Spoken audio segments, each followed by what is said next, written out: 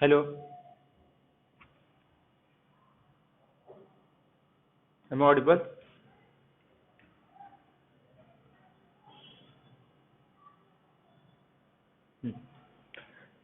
तो अगर मैं इसको ध्यान से देखूं, इस फंक्शन को, f of x is equal to x square plus e raise to x minus two. देखो इसमें जो -2 है, ये भी एक इंक्रीजिंग और डिक्रीजिंग फंक्शन, इसको तो कोई इफेक्ट नहीं होता, ये दोनों फंक्शन है। इसको मोनोटोनिक फंक्शन होता है, इंक्रीजिंग भी डिक्रीजिंग भी। ई रेस टू एक्स ये भी इंक्रीजिंग फंक्शन है। एक्स स्क्वायर को ना प्रॉब्लम, अगर पॉजिटिव और निगेटिव दोनों साइन है तब प्रॉब्लम होता है। अगर सिर्फ एक साइन है ना, चाहे वो निगेटिव हो या पॉजिटिव हो, तब ये भी फंक्शन इंक्रीजिंग होता है। अगर मैं सिर्फ एक फंक्शन डिफाइन करूं माइनस इन्फिनिटी से लेके 0 तक, और f of x is equal to x square, ये इंक्रीजिंग डिक्रीज, ये फंक्शन मोनोटोनिक है।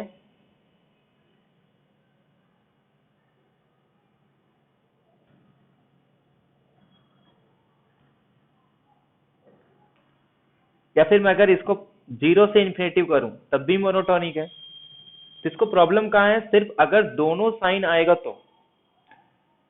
लेकिन अगर मैं एक सिंगल साइन यूज कर रहा हूं, चाहे पॉजिटिव या निगेटिव, तब ये भी फंक्शन इंक्रीजिंग है। तो मतलब ये भी मोनोटोनिक फंक्शन है, ये भी मोनोटोनिक फंक्शन है, ये भी मोनोटोनिक फंक्शन है। मतलब ये जो फंक्शन है ना, ये इंक्रीजिंग है। क्यों? इसके लिए क्योंकि जिसमें इंटरवल यूज हो रहा है ना, वो सिर्फ 0 to 1 यूज हो रहा है। अगर मैं चेंज करके इसी फंक्शन को कुछ इस तरीके से डिफाइन कर दूं, ठीक है, तब मैं ये फंक्शन डिफाइन करूँ ना, f of x is equal to x square plus e raise to -2x, तो इस केस में ये फंक्शन इंक्रीजिंग नहीं होगा। ठीक है, समझ में आया ये? और हम लोग क्या बोलेंगे, एफ इज नॉट 1 1। क्यों? क्योंकि अगर मैं 1 पुट करूंगा तब भी इसकी वैल्यू क्या आएगी, 1 प्लस ई माइनस टू। और अगर मैं -1 पुट करूंगा तब भी इसकी वैल्यू, नहीं, -1 पुट अलग आएगा। तो एक काम करते, नहीं फिर भी प्रॉब्लम होगा। लेकिन ऐसे पॉइंट अपने को मिल जाएंगे जिसपे इक्वल आएगा। तो लेकिन प्रॉब्लम कब होता है, जब माइनस प्लस वन दोनों साइन चेंज हो। लेकिन इस केस में अगर सब प्लस है ना, तो इसको इंक्रीजिंग डिक्रीजिंग में कोई प्रॉब्लम नहीं आती। इसका सीधे सीधे हम लोग ग्राफ प्लॉट कर सकते हैं। सीधे सीधे वैल्यू पुट करो और ये हमेशा इसी टाइप का ग्राफ बनेगा, क्योंकि इससे इससे इसके ग्राफ के शेप में कोई इफेक्ट नहीं होता। सिर्फ या तो ये थोड़ा फ्लैट हो जाएगा या शिफ्ट हो जाएगा, बाकी कुछ फर्क नहीं पड़ता इसमें। क्यों? क्योंकि ये दोनों एक इंक्रीजिंग या मोनोटोनिक फंक्शन है। ठीक है,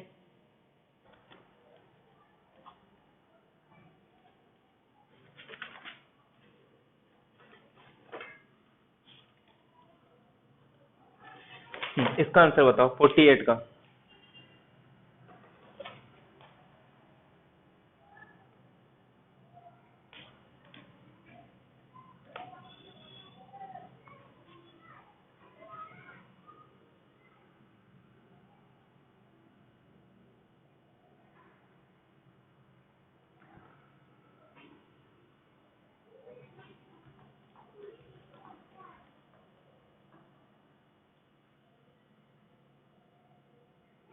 ए ऑप्शन। क्यों? क्योंकि अभी हम लोग कॉन्टिन्यूअस का रिजल्ट देख के आए हैं कि जब भी क्लोज इंटरवल है तो उसका इमेज क्या होगा, क्लोज इंटरवल। तो क्लोज इंटरवल है, और ये अगर क्लोज इंटरवल पे कोई कॉन्टिन्यूअस फंक्शन डिफाइन कर रहा हूं, तो ये बाउंडेड भी होगा। तो बाउंडेड होगा, ये अनबाउंडेड बोल रहा है, तो ये इसका मतलब क्या हो जाएगा, ये रॉन्ग। कह रहा है कि इसके पास मैक्सिमा होगा, तो बाउंडेड है तो उसके पास उसका इन्फिमम सुप्रीमम सब कुछ होता है। तो ये मैक्सिमम भी होगा, मिनिमम भी होगा। अटेन के लिए बोला नहीं है, अगर अटेन करने के लिए बोलता तो उसका अटेन भी करता, क्योंकि इसका इमेज भी क्या है, क्लोज इंटरवल। ये कह रहा है कि इसका इमेज इंटरवल होगा। तो ये अगर एक इंटरवल है, तो इसके ए और बी के इमेज की जितने भी पॉइंट होंगी, हर एक वैल्यू को एज्यूम करेगा। तो उससे क्या पता चलता है, इसका इमेज भी क्या होगा, एक इंटरवल आएगा। तो सी ऑप्शन भी इसका करेक्ट है। तो बचा क्या कि इमेज एफ हमेशा बाउंडेड आना चाहिए, और इसमें कह रहा है अनबाउंडेड, तो फर्स्ट ऑप्शन इसका इनकरेक्ट है।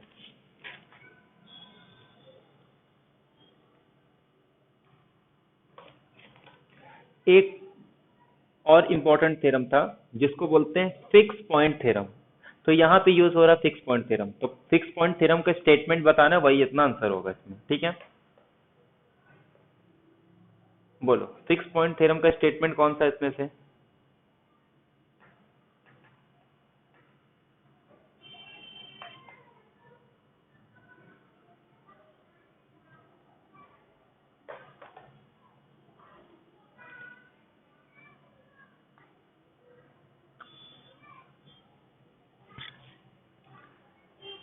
B option. तो फिक्स पॉइंट का स्टेटमेंट ही है कि अगर एफ एक फंक्शन डिफाइन कर रहा हूं क्लोज इंटरवल ए बी से लेके क्लोज इंटरवल ए बी पे, तो then there exist a point c belongs to A B such that F of जो ए है, सॉरी सी, अगर ए बी के बीच में बिलोंग कर रहा है तो F of C is equal to C. ठीक है, तो ये अपने पास सिर्फ एक ही स्टेटमेंट आ रहा है कि there exist c belongs to open table 01 such that F of x is equal to x. इसको बोलते हैं आइडेंटिटी थ्योरम। ठीक है, आइडेंटिटी नहीं, फिक्स पॉइंट थ्योरम।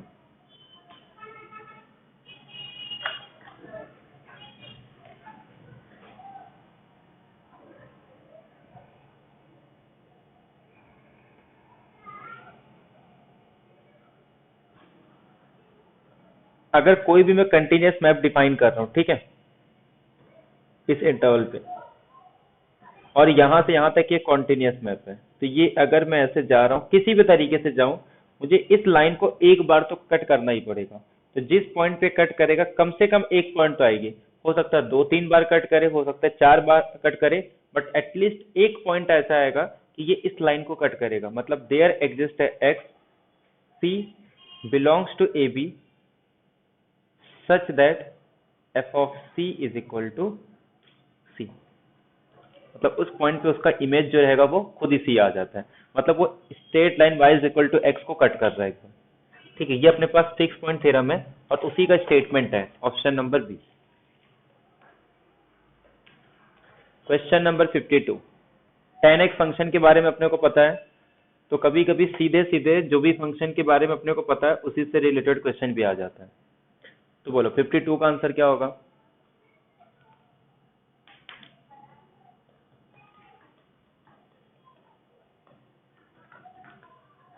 10x एक रैशनल फंक्शन है, तो जिस पॉइंट पे उसका डिनोमिनेटर 0, अगर मैं उसको हटा दूं तो हर पॉइंट पे फंक्शन डिफरेंस कॉन्टिन्यूअस होगा। तो सी ऑप्शन t2n+1 π/2। π/2 के ऑड मल्टीपल को छोड़ दूं तो हर पॉइंट पे मेरा फंक्शन कॉन्टिन्यूअस होता है। तो किस पॉइंट पे डिसकॉन्टिन्यूअस होगा? π/2 के ऑड मल्टीपल पे। ठीक है, मैक्सिमम वैल्यू 54।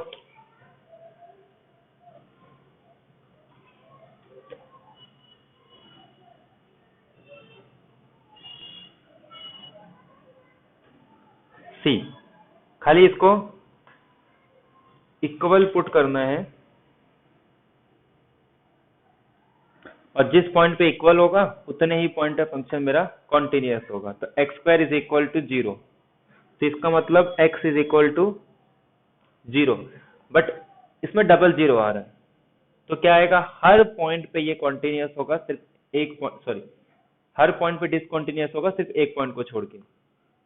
तो h of x is discontinuous at every point of r accept at a origin. ये इस फंक्शन के बारे में भी बहुत बार बता चुका हूं, पिछले लेक्चर में भी, उसके पहले भी।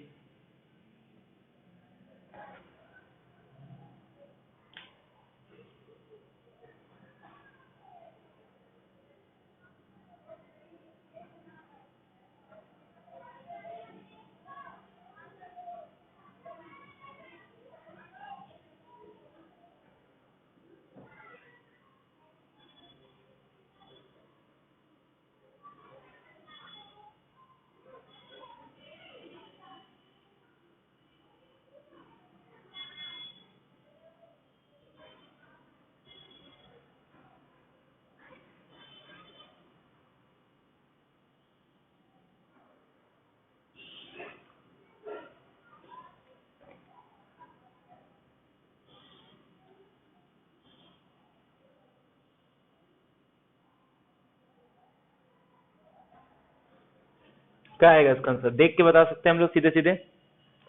f1 not continuous, f2 continuous. ठीक है, ये कॉन्टिन्यूस क्यों नहीं हो रहा है? क्योंकि जीरो पे जो इसके लिमिटिंग वैल्यू है उसके फंक्शनल वैल्यू की इक्वल नहीं आ रही, क्योंकि जीरो पे इसकी वैल्यू क्या होगी पता नहीं, वो ऑसिलेट करेगा -1 और 1 के बीच में, बट क्या होगा पता नहीं। तो therefore f is not continuous, क्योंकि जीरो पे इसका लिमिट ही डिफाइन नहीं हो रहा है। सेकेंड, ये फंक्शन अपना कोई फाइनाइट वैल्यू और ये जीरो, तो जीरो इंटू फाइनाइट क्या आ जाता है? जीरो, तो उसके फंक्शनल वैल्यू भी क्या है? जीरो। तो F2 अपने पास कॉन्टिन्यूस है, F1 डिसकॉन्टिन्यूस। तो F2 is continuous at zero but F1 is not continuous. Clear है सबको ये? हम्म।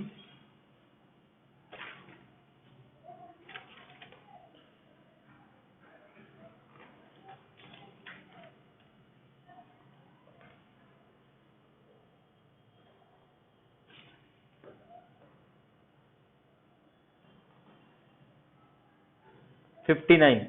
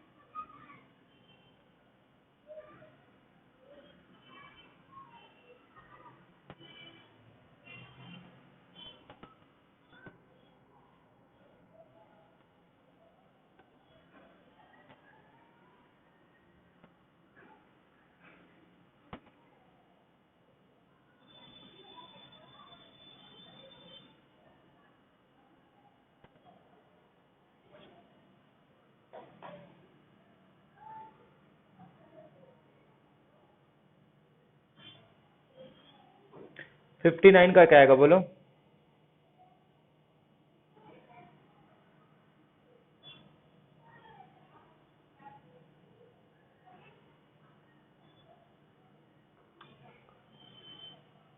सिंपल है, ये जो हम लोग ने पढ़ा उसी से रिलेटेड है।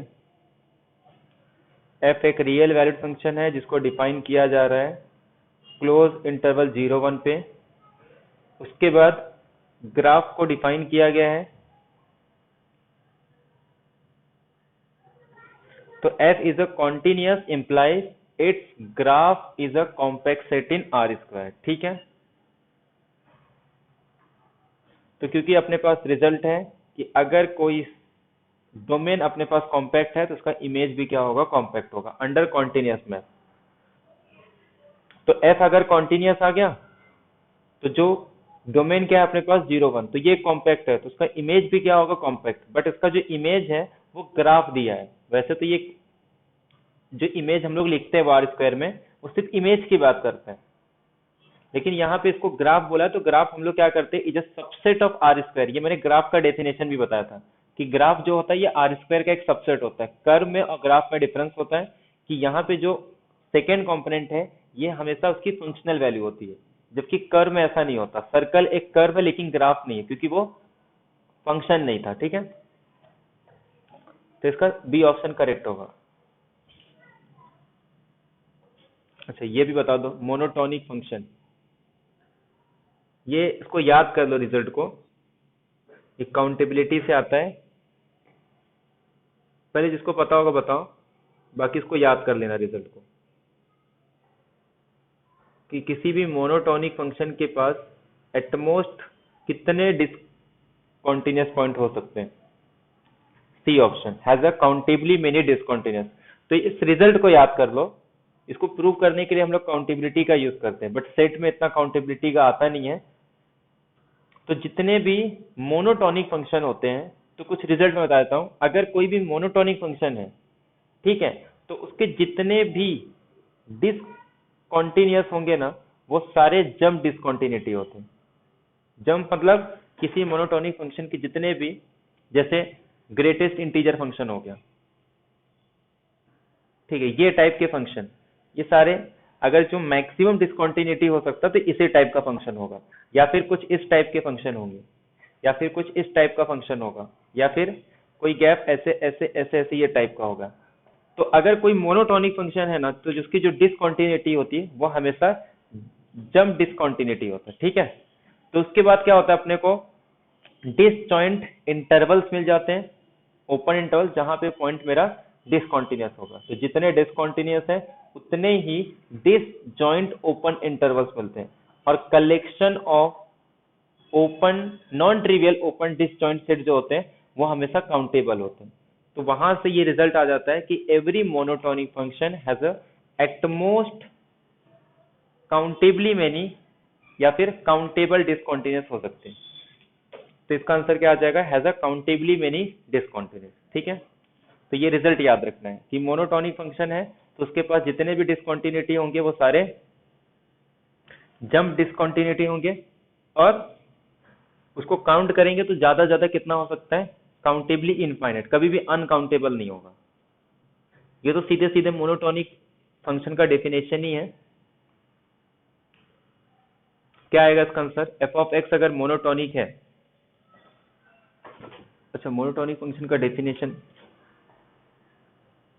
अगर मैं इंक्रीजिंग फंक्शन ले रहा हूं, ठीक है, अगर मेरा फंक्शन इंक्रीजिंग है तो एक तो डेरिवेटिव के टर्म्स में डिफाइन करते हैं, किसका डेरिवेटिव, ग्रेटर देन 0, या फिर कि जब भी x1 मेरा ग्रेटर देन x2 है या फिर ग्रेटर देन इक्वल, तो इसका इमेज क्या होगा, f of x1 is greater then f of x2। ठीक है,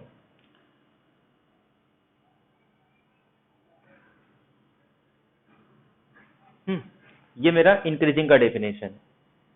जबकि x2 अगर ग्रेटर देन x1 है तो f ऑफ x2 जो होगा वो लेस देन इक्वल होगा f ऑफ x1 से, तो इसको बोलते हैं मोनोटोनिक डिक्रीजिंग।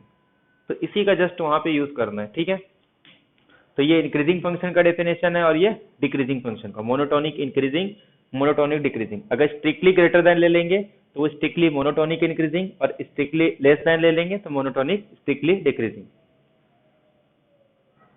तो अब देखो अभी स्टेटमेंट क्या बोल रही है कि अगर f ऑफ x एक मोनोटोनिक इंक्रीजिंग फंक्शन है ऑन ए बी, किसी इंटरवल ए बी पे अगर मैं एक मोनोटोनिक इंक्रीजिंग फंक्शन डिफाइन कर रहा हूं, तो मैंने एक पॉइंट ले लिया ए और बी के बीच में। अब मैं क्या कर रहा हूं, सी का लेफ्ट हैंड लिमिट निकाल रहा हूं। ठीक है, तो उसका लेफ्ट हैंड लिमिट क्या होगा, मोनोटोनिक इंक्रीजिंग फंक्शन का किसी इंटरवल पे डिफाइन कर रहे हैं, तो सी किसी भी पॉइंट पे उसका लेफ्ट हैंड लिमिट क्या होगा ये पूछ रहा है बस।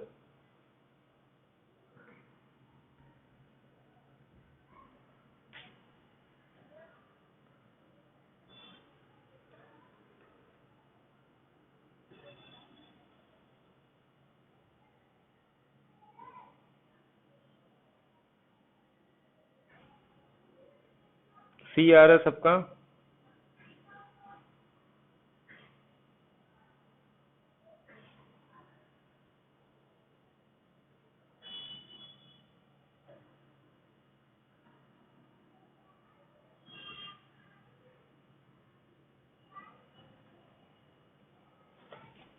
चलो ध्यान दो। मोनोटोनिक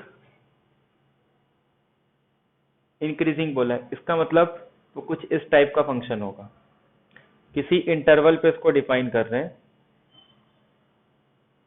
ये ए है, ये मेरे पास बी है, कॉन्टिन्यूस भी हो सकता है या फिर कुछ इस तरीके भी हो सकता है, कैसे भी हो सकता है, बट मोनोटोनिक इंक्रीजिंग होगा क्योंकि कॉन्टिन्यूटी तो बोला नहीं है। तो ये मेरे पास ए है, ये मेरे पास बी है, और कह रहा है उसके बीच में मैंने एक पॉइंट ले लिया सी। ठीक है, और सी का मुझे निकालना है इसका लेफ्ट हैंड लिमिट। तो सी पे मुझे क्या निकालना है, उसका लेफ्ट हैंड लिमिट निकालना है। तो क्या आएगा उसका वैल्यू, वो कह रहा है कि सुप्रीमम वो सारे x ग्रेटर देन सी, सी ऑप्शन क्या है कि x is less than C का सुप्रीमम वैल्यू। तो सी ऑप्शन करेक्ट हो जाएगा कि इससे छोटे जितने भी x हैं उनका सुप्रीमम वैल्यू ले लो, क्योंकि अब ये ऐसा फंक्शन तो है नहीं, इंक्रीजिंग फंक्शन है, ये धीरे धीरे ग्रेटर होगा। इसकी सुप्रीमम वैल्यू ज्यादा से ज्यादा कितनी हो सकती है, जितनी उस पर सी पे वैल्यू, उससे ज्यादा तो वो होगा ही नहीं। तो अगर मुझे इस पॉइंट पे इसका लेफ्ट हैंड लिमिट निकालना है तो मैं एक काम करता हूँ, जितने भी x इस सी से छोटे हैं उनका सुप्रीमम वैल्यू निकाल लो। जितने भी सी से छोटे जितने भी x हैं, इनका जो सुप्रीमम वैल्यू होगा ठीक है, एक्स से सी से छोटे जितने भी एक्स हैं उनके इमेज का सुप्रीमम वैल्यू ले लूं, वही मेरे पास क्या आ जाएगा, इसका लेफ्ट हैंड लिमिट आ जाएगा एफ ऑफ एक्स। तो ये मेरे पास सी ऑप्शन इसका करेक्ट आ जाएगा। ऐसे ही अगर राइट हैंड लिमिट बोलता तो, राइट हैंड लिमिट बोलता तो क्या करते हैं हम लोग, वो सारे एक्स, इसमें हम लोग लेस देन सी ले रहे हैं, उसमें ग्रेटर देन सी लेते हैं, और उन सारे ग्रेटर देन सी के कौन सी वैल्यू होती है, इन्फीमम। तो अगर मुझे इसका राइट हैंड लिमिट निकालना है x tending to c positive f of x, तो ये अपने पास इन्फीमम आ जाता एफ ऑफ एक्स का, सच दैट वो सारे पॉइंट जो क्या होंगे, एक्स इज ग्रेटर देन सी। तो ये अपने पास राइट हैंड लिमिट और ये अपने पास लेफ्ट हैंड लिमिट। क्लियर है सबको ये? राइट हैंड लिमिट के लिए इनकी इमेज का infimum value, left hand limit के लिए जो सी के लेफ्ट साइड में जितने भी है उनके इमेज का सुप्रीमम। तो अगर राइट हैंड लिमिट पूछेंगे तो ये लिखना है, और जब लेफ्ट हैंड लिमिट पूछेंगे तो supremum of F of X such that X is less than C. और राइट हैंड लिमिट के लिए all X is greater than C का इन्फीमम वैल्यू, उसकी इमेज का इन्फीमम वैल्यू। क्लियर है सबको ये? एक बार यस कर दो।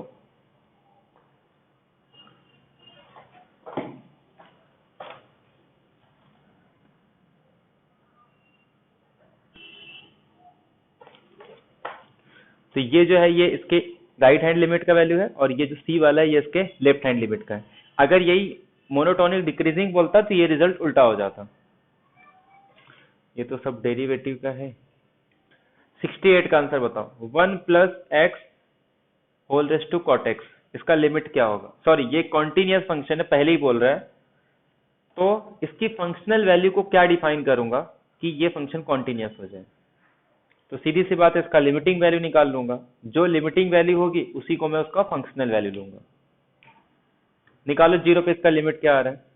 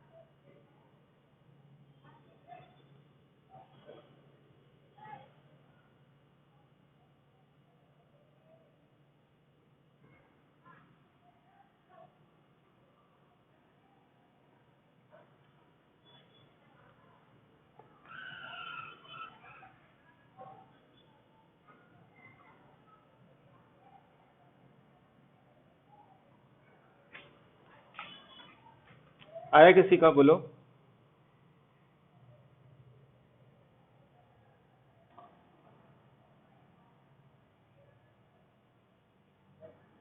D option. 1 आ रहा है सबका?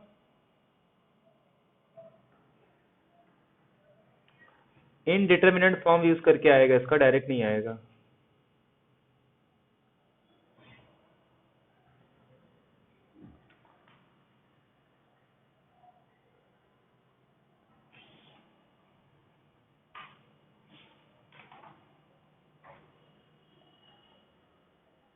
बाकी लोग का है आंसर ये? 1 आ रहा है इसका आंसर?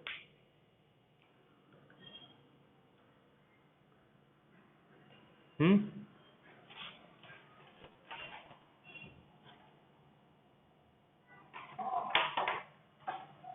सबका आंसर 1 आ रहा है? एक बार यस कर दो, यस नो जो भी है।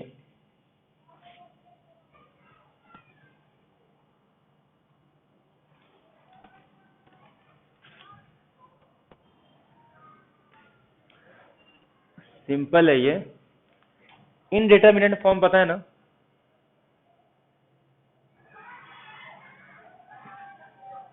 मतलब ऐसा जो मीनिंगलेस होता है, जिसका कोई मतलब नहीं होता। जैसे 0/0,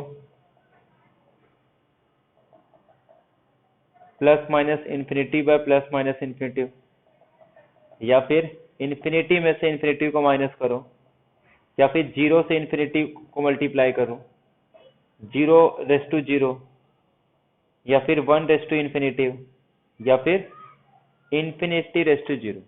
क्योंकि अपने को ना कुछ स्टैंडर्ड रिजल्ट पता है। जैसे हम लोग बोलते हैं कि अगर ऊपर 0 आ गया आंसर, ठीक है, तो उस केस में क्या बोलते हैं, उसका आंसर में से 0 आना चाहिए। लेकिन अगर नीचे 0 आ गया तो हम लोग क्या बोलते हैं कि वैल्यू इन्फिनिटी होगी। लेकिन अगर दोनों 0 आ गए तब क्या करेंगे, तो इनडिटर्मिनेंट फॉर्म, मतलब इसको डिसाइड नहीं कर सकते, डिपेंड करेगा। ऐसे ही अगर ऊपर इन्फिनिटी आ गया तो हम लोग बोलते हैं प्लस इन्फिनिटी, या माइनस इन्फिनिटी आ गया तो माइनस इन्फिनिटी, या फिर नीचे अगर इन्फिनिटी आ गया तो हम लोग बोलते हैं 0, या फिर माइनस इन्फिनिटी आया फिर भी आंसर 0 आता है। लेकिन इस केस में हम लोग कुछ नहीं बोल सकते, वो फाइनाइट वैल्यू भी हो सकता है, इन्फिनिटी भी हो सकता है, माइनस इन्फिनिटी भी हो सकता है। तो जब हम लोग कुछ डिसाइड नहीं कर सकते उसको बोलते हैं इनडिटर्मिनेंट फॉर्म। ऐसे इन्फिनिटी माइनस इन्फिनिटी को कोई मीनिंग नहीं होता। हम लोग बोलते हैं किसी भी नंबर से अगर 0 से किसी भी नंबर को मल्टीप्लाई करो तो आंसर 0 आता है, बट यहाँ पे वो चीज होल्ड नहीं होती। और इसी का हम लोग बार बार यूज भी करते हैं, 0 × फाइनाइट वैल्यू = 0। किसी इनफाइनाइट के लिए चीजें नहीं होती। तो यहाँ पे भी हम लोग क्या करेंगे, भी इनडिटर्मिनेंट फॉर्म है। किसी भी नंबर के ऊपर 0 पावर लगाओ तो आंसर 1 होता है, बट यहाँ पे ये चीजें होल्ड नहीं होती। 1 के ऊपर कोई भी पावर लगा दो आंसर हमेशा 1 आएगा, बट यहाँ पे 1 रेस टू इन्फिनिटी का कोई मीनिंग नहीं है।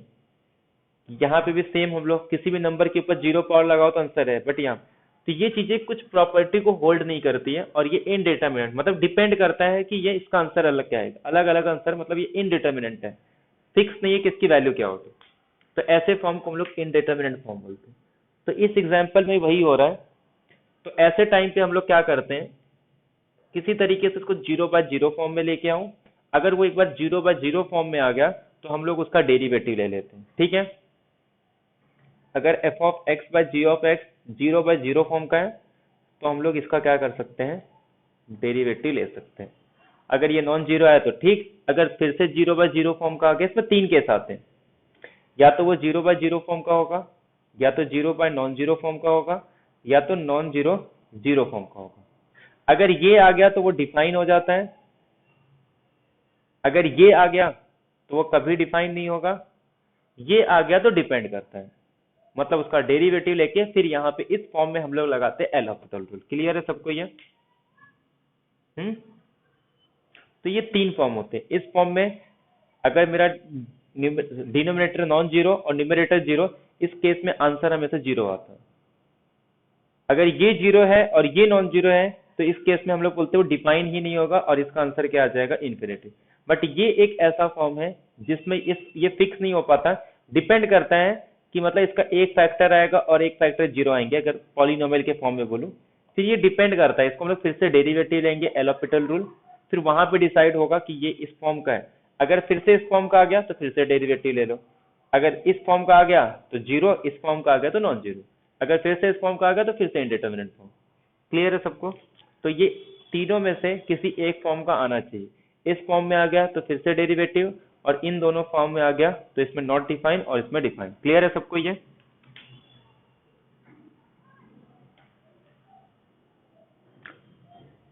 ये चीज समझ में आई सबको, इसीलिए इसको बोलते हैं इनडिटरमिनेट फॉर्म।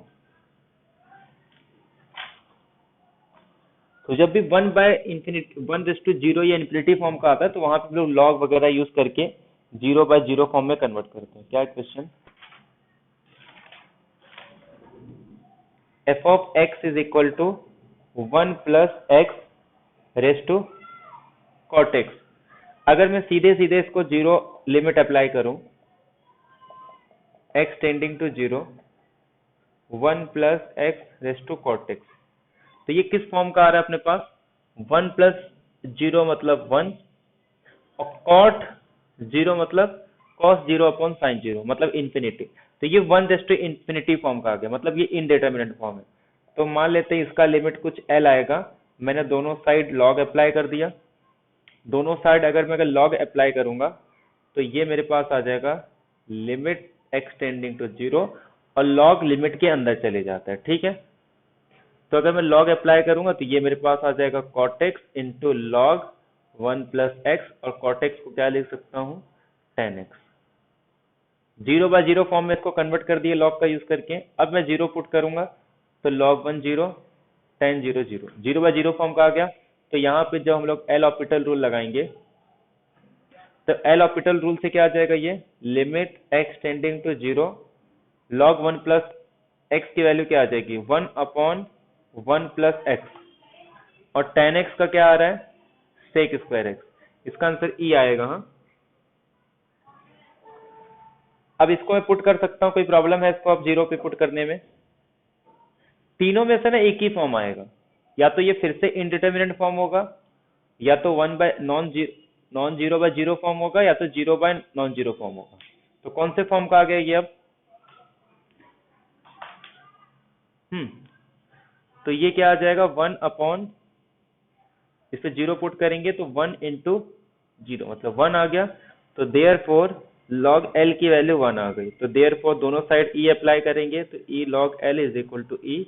तो therefore L is equal to E. तो इसका आंसर क्या आ जाएगा? जब लिमिट पुट करेंगे तो आंसर ई आ रहा है। तो एफ ऑफ 0 को भी क्या पुट करना पड़ेगा? ई। तो जब एफ ऑफ 0 को ई पुट करेंगे तो आंसर अपना फंक्शन क्या आ जाएगा? कॉन्टिन्यूस आ जाएगा। क्लियर है सबको? ये याद रखना है, सॉल्यूशन निकालने के बाद उसमें ई भी अप्लाई करना होता है। ऐसा बहुत सारे मिस्टेक होता है और ये सिंपल मिस्टेक है, क्योंकि ये लॉग पे ध्यान नहीं रहता। क्योंकि हम लोग लॉग ले रहे हैं तो बाद में उसमें ई अप्लाई करके उसका लॉग गायब कर दें। तो कौन सा ऑप्शन करेक्ट हो जाएगा? ऑप्शन नंबर सी, कि एफ ऑफ 0 को ई डिफाइन करेंगे तब मेरा फंक्शन कॉन्टिन्यूस आ जाएगा। ठीक है, तो कॉन्टिन्यूस का सब हो गया। 2 लेक्चर और लगेंगे, एक लेक्चर में डिफरेंशिएबिलिटी वगैरह हो जाएगा और एक लेक्चर में रीमान इंटीग्रेशन, बाउंडेड वेरिएशन वगैरह। ठीक है, बाकी अब और इसमें ज्यादा कुछ है नहीं। एक बार कॉन्टिन्यूस आ गया ना तो रीमान इंटीग्रेबल तो अपने आप हो जाता है। रीमान इंटीग्रेबल के लिए कुछ नहीं करना है, सिर्फ कॉन्टिन्यूटी पता होना चाहिए, रीमान इंटीग्रेबल अपने आप हो जाता है। खाली अलग से पढ़ना पड़ता है, एक तो सबके बीच में रिजल्ट, बाउंडेड वेरिएशन, और एक पिछले 1-2 साल से एब्सोल्युटली कॉन्टिन्यूस, एब्सोल्यूट कॉन्टिन्यूस आ रहा है, वो भी देखना पड़ेगा। ठीक है, बाकी अगले लेक्चर में डेरिवेटिव वगैरह देखेंगे। ये देखो, ये इतना अच्छा क्वेश्चन है। अभी the maximum value of log x upon x, अभी बोर्ड का एग्जाम हुआ था ना 12th का, उसमें ये क्वेश्चन पूछा था 12th वाले को, कि मैक्सिमम वैल्यू, एमसीक्यू में क्वेश्चन आया था, maximum value of log x upon x, किस पॉइंट पे इसका मैक्सिमम वैल्यू होता है? क्या आएगा इसका आंसर? डेरिवेटिव से आता है ये। सोचो, ये क्वेश्चन 12th का भी है और अपने को एमएस सेट में ही पूछते हैं। क्या आता है इसका answer? Maximum value of log x upon x। अब भी क्वेश्चन आया था ये 12th के बोर्ड के एग्जाम में, एमसीक्यू में 2 मार्क्स का। ठीक है, आंसर बताओ, फिर एंड करते हैं हम लोग। सब डेरिवेटिव में डिस्कस करेंगे। कब होता है maximum value log x upon x?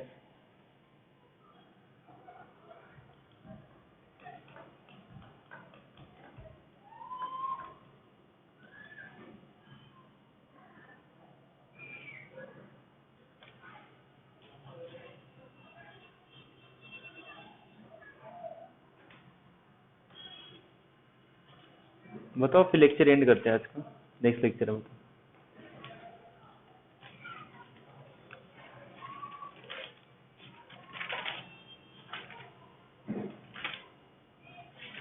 बोलो। 1/e की ई आता है। हाँ,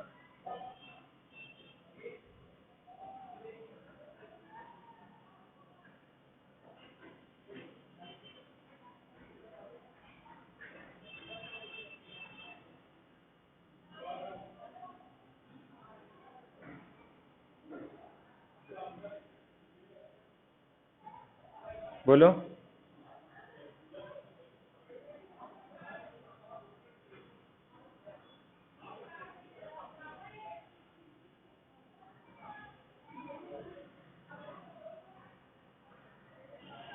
वन बाई, ठीक है।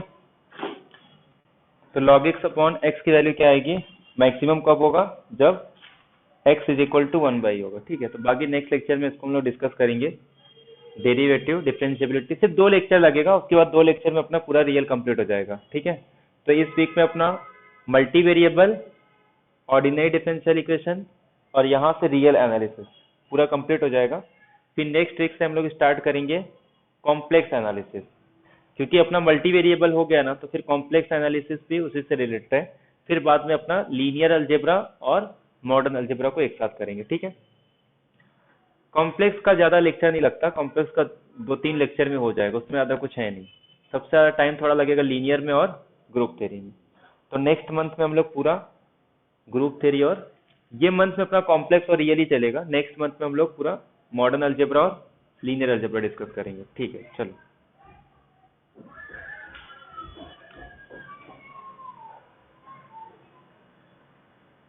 वन बाई आएगा।